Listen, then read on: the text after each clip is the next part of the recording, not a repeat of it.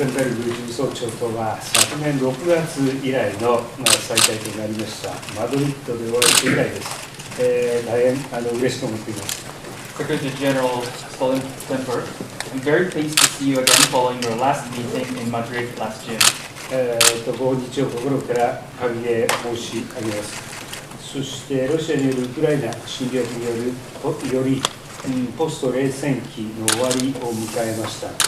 厳しい安全保障環境について、環境において、法の支配に基づく自由で開かれた国際秩序の維持強化に向けて、連携がこれまで以上に重要になっています。Secretary General, extend my warmest welcome to your visit to Japan. With Russia's aggression against Ukraine, the post-Cold War era has come to an end.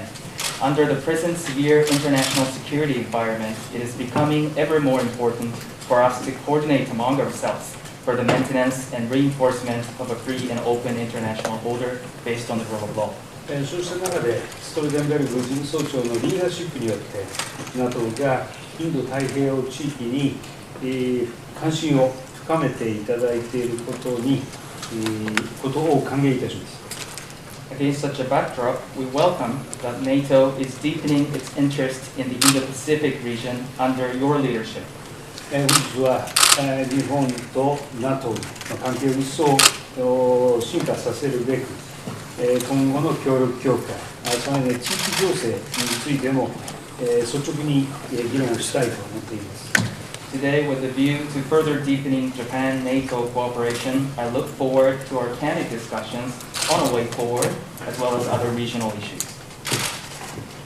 Thank you so much, Prime Minister Kishida. It's great to see you again, and I really appreciated our meeting in Madrid last year, and that demonstrated the importance we attach to the partnership with Japan. どうもありがとうございます。非常にまた再開マドリード以来で再開できて大変嬉しく思います。先ほどお会いしてその時にも日本と重要なパートナーシップを認識いたしました。And among our many partners, no one is more capable and closer than Japan, and we think that in a time where we see that authoritarian powers are coming closer together, it's even more important that NATO allies and Japan, a country that believes in the rules-based international order, freedom and democracy, that we all stand together. その意味で日本とのパートナーシップ、大変重要でありますし、我々の能力、そしてまた緊密な形を取りたいと思います。ですから、このような研修体制の力を持っているような時代においては、本当にNATOの対処同盟国および国際的な協力ということで、日本にとって非常にそういった国でもあり、さらにこの自由で開かれた民主主義を守っていかなければならないと感じております。And let me also thank you for your very strong position on the war of aggression by Russia against Ukraine and your substantial support to Ukraine. この言葉を通してこれを申し上げたいのは非常に強い立場でこのロシアのウクライナに対する軍事侵攻に対しまして非常に多大な協力ご支援をいただいたことを心から感謝申し上げます。The war in Ukraine demonstrates that our security is interconnected. What happens in Europe matters for this region, for Asia, and what happens in Asia matters for Europe. そしてこのようなウクライナに対する軍事侵攻が証明したことは、やはりこの安全保障というものは、すべて地域間で相互関連、連携があるものという形で、ヨーロッパで起きていることは、このアジアにも影響があります。また、アジアで起こることは、やはりヨーロッパに対しても大きな影響があることなのです。So thank you so much for hosting me and my delegation. I look forward to further strengthening our partnership, our cooperation, and I appreciated the landmark event that we had all our Asia-Pacific 4 partners in Madrid at the summit, and my intention is to invite you also to come to the next NATO summit in Vilnius in July this year. このような形で私と岸田代表団の迎えてくださったことでありますが、心からお礼申し上げます。またこのような力強い協力体制に関しては、非常に私自身も感謝をしていますが、非常にありがたく思うので、このアジア太平洋を戻りこの首脳サミットの時に、こういった国々とのサミットで力強く連携を取れたことが大変嬉しく、また次回のサミットにも、この国の7月に実施いたしますので、その時のこの大切な声をこちらから歓迎してお待ちしたいと思っております。ありがとうございます。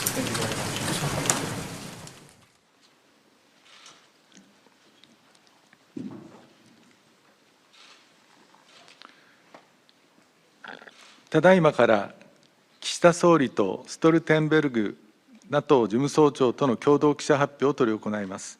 まず岸田総理からご発言いただき、続いてストルテンベルグ事務総長にご発言いただきます。それでは岸田総理、お願いいたします。はい、ストルテンベルグ事務総長の、6年ぶりのご訪日を心から歓迎いたします。日本にとってＮＡＴＯは基本的価値及び戦略的利益を共有する重要なパートナーです。国際社会がポスト冷戦期の終わりという歴史的な転換点を迎える中、昨年には私が初めて ＮＡＴＯ 首脳会合に出席をし、今年はストルテンベルグ事務総長を日本にお迎えするなど、日本と ＮＡTO の関係は大きく進展をしています。本日の協議においては、予断を許さないウクライナ情勢やインド太平洋情勢を踏まえ、自由で開かれたインド太平洋の実現を含む法の支配に基づく自由で開かれた国際秩序の維持強化のため、日 ＮＡＴＯ間協力をさらなる高みに引き上げていくことを確認をいたしました。具体的にはサイバーなどでの協力を一層進展させること、さらに安全保障の裾野が広がる中、重要新興技術、宇宙、偽情報などの分野でも今後協力していく重要性を再確認しました。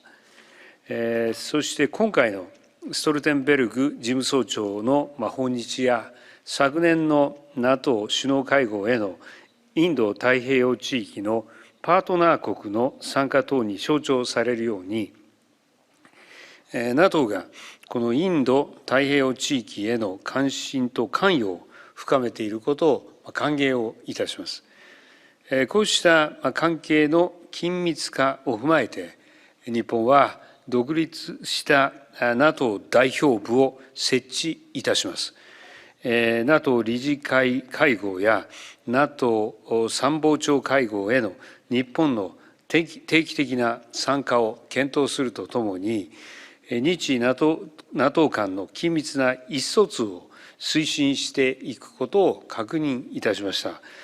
また、私から日本の新たな国家安全保障戦略について説明をし、ストルテンベルグ事務総長から指示をいただきました。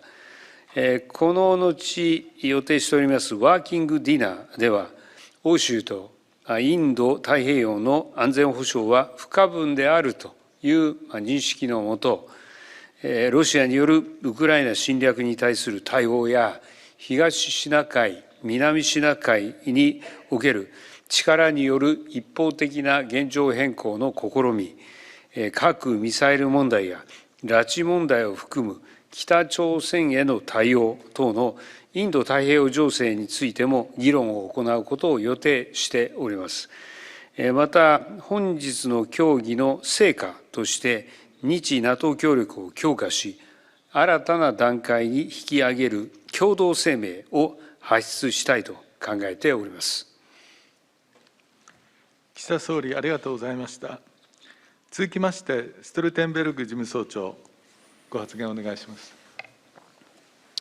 Prime Minister Kishida, Thank you for the warm welcome. It's a great honor to be with you in Tokyo today. No NATO partner is closer or more capable than Japan. Our cooperation is rooted in our shared values and our shared vision of a free, peaceful and prosperous world. We meet at a critical moment for NATO and for Japan.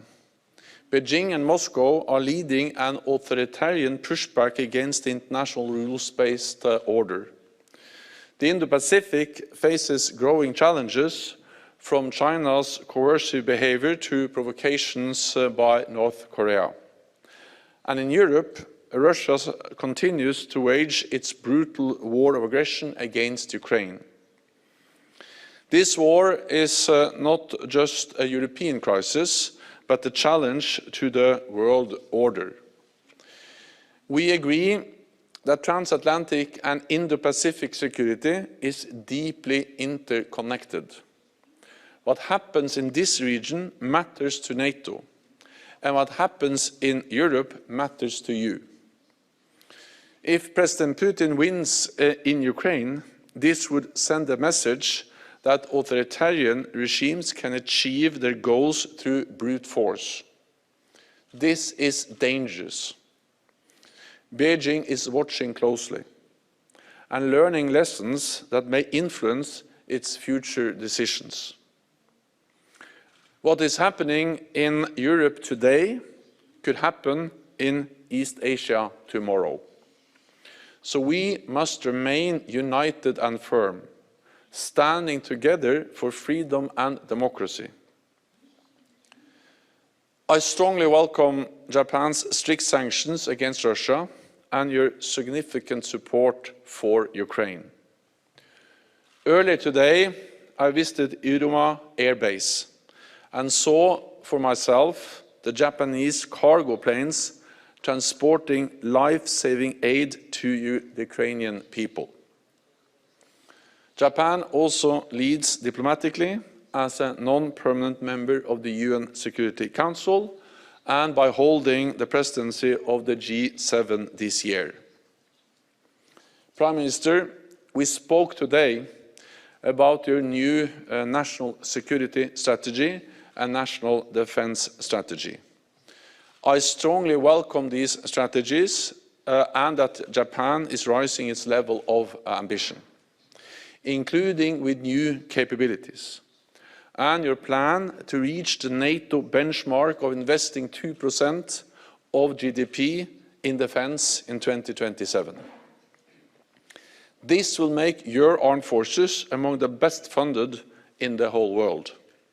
It will bolster regional security and help realize Japan's vision for a free and open Indo-Pacific. Your strategy recognizes that China's behavior is a matter of serious concern. NATO agrees. China is substantially building up its military forces, including nuclear weapons, bullying its neighbors and threatening Taiwan, trying to control critical infrastructure and spreading disinformation about NATO and the war in Ukraine. China is not our adversary, but we must understand the scale of the challenge and work together to address it. Prime Minister, we also share deep concern over North Korea's provocative behavior, including its nuclear activity and ballistic missile tests. We continue to monitor the situation closely and call on Pyongyang to comply fully with international law. North Korea has also delivered rockets and missiles to the Russian Wagner Group for use against Ukraine, demonstrating once again how the security of the Euro-Atlantic and the Indo-Pacific is interconnected. In recent years, NATO and Japan have taken our partnership to the next level, including on cyber defense. We share information and expertise. Japan participates in the NATO Center of Excellence on cybersecurity in Tallinn, and Japanese cyber experts recently trained with NATO allies in Cyber Coalition, the world's largest cyber defense exercise. We also cooperate on maritime security. Last summer, NATO and Japanese vessels exercised together in the Mediterranean, and Japanese liaison staff work at NATO's Maritime Command in the United Kingdom. The joint statement we agreed today sets out our plan to continue strengthening our cooperation. In a more dangerous world, no country can afford to stand alone. So NATO deeply values Japan's contributions to international peace. And Japan will always have a strong partner and friend in NATO. So Prime Minister Kishida, thank you again for your warm welcome. ストルテンベルグ事務総長、どうもありがとうございました。以上をもちまして、共同記者発表を終了いたします。両首脳ご出席賜りました皆様ありがとうございました。プレスの皆様は、岸田総理とストルテンベルグ事務総長が退場されるまで、そのままでしばらくお待ちください。